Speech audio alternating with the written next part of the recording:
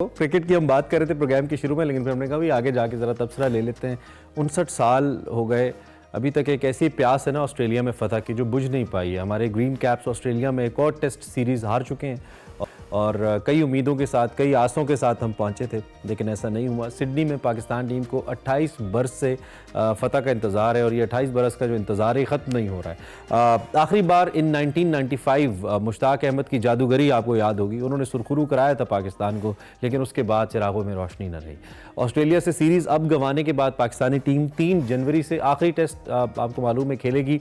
175 साल पुराना ये सिडनी क्रिकेट ग्राउंड है। इस पर पाकिस्तान टीम को 8 में से 5 मैचेस में अब तक शिकस्त हुई है, 2 में फतह मिली है और 1 ड्रॉ हुआ मैच। आखिरी कामयाबी आज से 28 बरस कबल 1995 में मिली थी और चूंकि यहीं पे मिली थी तो हम फिर आस लगा लेते हैं कि हो सकता है एक मैच हम जीत जाएं। और उस वक्त पाकिस्तान की टीम वसीम अकरम की ज़ेर क़यादत खेल रही थी, जबकि एजाज़ अहमद ने यहाँ पे एक सेंचुरी बनाई थी और हमारे लेग स्पिनर मुश्ताक अहमद, जिनका हमने जिक्र किया था, 9 विकेटें उन्होंने अपने नाम की थी। इससे कबल जी सिडनी की अगर बात करें तो अवलीन फतह 1977 में मुश्ताक मोहम्मद की ज़ेर क़यादत नसीब हुई, जबकि इमरान खान ने दोनों इनिंग्स में 6-6 और मैच में विकेटें हासिल की थी। तो इस वजह से भी पाकिस्तान कामयाब हुआ था। हम क्यों कामयाब नहीं हुए, हम क्यों कामयाब नहीं हो पाते, और अब आगे हमने न्यूजीलैंड के साथ क्रिकेट खेलनी है। Why is it so? हमारे साथ doctor of cricket, the expert actually मौजूद हैं, मिर्ज़ा इकबाल बेग साहब, जो लाहौर तशरीफ़ लाए लेकिन हमारे स्टूडियो में नहीं आए। वो गिला हमारा अपनी जगह, लेकिन क्रिकेट के ऊपर हम ऑथेंटिक ओपिनियन के लिए ज़रूर मिर्ज़ा साहब को एंगेज करते हैं। साहब, thank you very much for joining. अब आप गिला ना कीजिएगा, रिवर्स में चाहता हूँ हम डायरेक्ट तबसरे पे आ जाएँ। कैसे देख रहे हैं आप? हम एक और सीरीज़ हार गए ऑस्ट्रेलिया से। बहुत बहुत शुक्रिया इमरान, आपने काउंटर अटैक कर दिया, कुछ कहने को छोड़ा ही नहीं। और आपको शुभ बखैर आपको।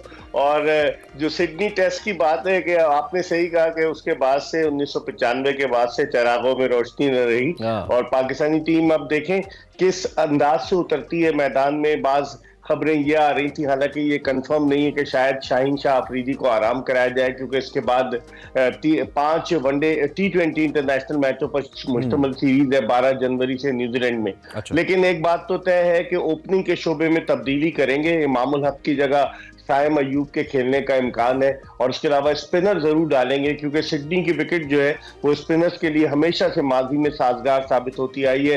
एज कम्पेयर टू पर्थ और मेलबर्न, सिडनी की विकेट इतनी वो नहीं है कि बहुत ज्यादा तेज हो। तो अब देखते हैं क्या तब्दीलियां करते हैं, लेकिन मोरल डाउन है। प्रोफेसर साहब ने जो बुलंदो बांग दावे किए थे, अब देखना ये कि ICC उनके खिलाफ कोई एक्शन लेती है नहीं, क्योंकि वो डायरेक्टर क्रिकेट है और डायरेक्ट उन्होंने क्रिटिसाइज किया था ICC की टेक्नोलॉजी को, क्रिटिसाइज किया था अंपायरिंग को, क्रिटिसाइज किया था इन प्रेस कॉन्फ्रेंस। तो अब देखें क्या होता है, ये ऊंट किस करवट बैठता है। जब साइम अयूब को बतौर प्लेयर सिलेक्ट किया गया तो एज अ क्रिकेट फैन मैं कुछ बहुत ज्यादा इस फेवर में नहीं था, लेकिन the type of cricket Australia is playing, मुझे लगता है कि साइम एक अच्छा एडिशन हो सकते हैं पाकिस्तान के ओपनिंग स्टैंड को लेकर। और जितना बुरा फिर इमाम खेल रहे थे उसमें तो हमें वैसे ही वो बहुत बेहतर लग रहे हैं। आपका क्या टेक है?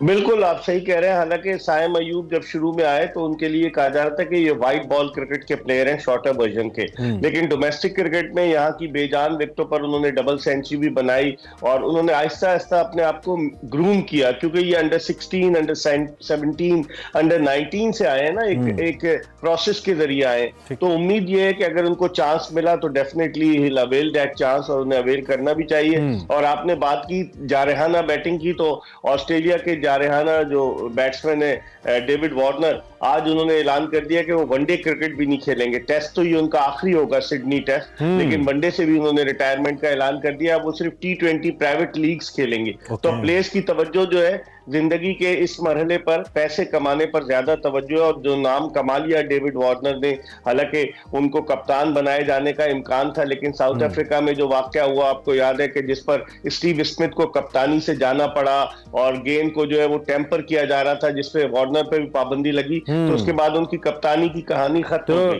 तो अब वो इसका मतलब है अब लोग अपने काम से ज्यादा अपने मुस्तकबिल पे नजरें जमाए हुए हैं। इसमें हमारे लिए भी निशानियां हैं मेरे साहब, क्या हम भी सर हम भी कुछ रोशन मुस्तकबिल जो है वो मुंतजिर होगा, बजाय इसके कि तारीख राहों पे चले और झंडा उठाए और रोशन मुस्तकबिल की तलाश करें। बिल्कुल ठीक। अच्छा, ये जो हफीज ने अंपायरिंग के मेयार पे सवाल उठाया है, ये सवाल अगरचे कि हो सकता है कि रूल्स को चैलेंज कर रहा हो, as you said you know better than me, लेकिन ये कुछ खास गलत एतराज तो नहीं है। ऑस्ट्रेलियन अंपायर्स की जो बाइसनेस है हम ऑफ एंड ऑन देखते रहे हैं, और वैसे भी ऑस्ट्रेलियन एज अ नेशन ही उनकी जो बाइसनेस है towards us and Asians I believe वो बड़ी मशहूर है। लेकिन मैं स्पेसिफिक रहूंगा क्रिकेट तक, तो कोई गलत बात तो उन्होंने कुछ हद तक नहीं की, आपको लगता है कि नहीं ज्यादा आगे चले गए? एक तो अंपायर ऑस्ट्रेलियन नहीं थे, इंग्लिश अंपायर थे जिन्होंने मोहम्मद रिजवान को आउट दिया। और रूल जो बताता है इमरान, उसमें यही है कि आपने ग्लव्स के साथ जो रिस्ट बैंड पहनी होती that is counted as the part of gloves. तो अगर उसको टच करके गेंद जा रही है तो डेफिनेटली फिर आप आउट है। लेकिन वो रिजवान अदाकारी बड़ी अच्छी करते हैं, आपने देखा जब उनको गेंद लगी तो उन्होंने ऊपर की तरफ इशारा किया कि सफेद जो उनको पहले से लगा हुआ था उसकी तरफ इशारा किया। तो उन्होंने, आपको याद होगा वर्ल्ड कप के मैच में भी कहा जब उन्होंने सेंचुरी बनाई थी कि there was some problem and there was some sort of acting. जी बिल्कुल मुझे याद है, वो जिसमें उनकी वो जो बार बार उनका मसल पुल हो रहा था, बिल्कुल ठीक है। अच्छा, तो आप ये कह रहे हैं कि थोड़ा आगे चले गए। अच्छा, दूसरा ये कि शान मसूद के लिए कैसी एज अ कैप्टन ऑब्वियसली बड़ी मुश्किल सीरीज उनको दे दी गई, और हम ये पहले भी कह रहे थे कि एक शख्स जो प्रॉपर्ली फॉर्मली इंटरनेशनल क्रिकेट खेल नहीं रहा है, दो कि he is a very good performer, I mean बड़े अच्छे प्लेयर हैं वो, और कुछ हद तक उन्होंने अपने स्ट्रांग नर्व्स दिखाए भी हैं, मैं तो ये कहूंगा इस सीरीज के अंदर अपनी एफर्ट करने की कोशिश की है। बट इतने टफ सर्कमस्टांसेस में उनको जब सीरीज दे दी गई तो मुझे लगता है कि ऑब्वियस रिजल्ट्स हैं जो आए हैं। लेकिन आपको क्या लगता है, क्या आप मुत्तफिक हैं इस बात से, या रिजल्ट्स आपके ख्याल में बेहतर दे सकते थे इससे वो शान मसूद? देखिए, इस टीम के साथ तो इन्हीं रिजल्ट्स की एक्सपेक्टेशन थी, चाहे हमारे माजी में कितने बड़े बड़े प्लेयर्स गए ऑस्ट्रेलिया में, तो टीम तो जीती नहीं हारी है।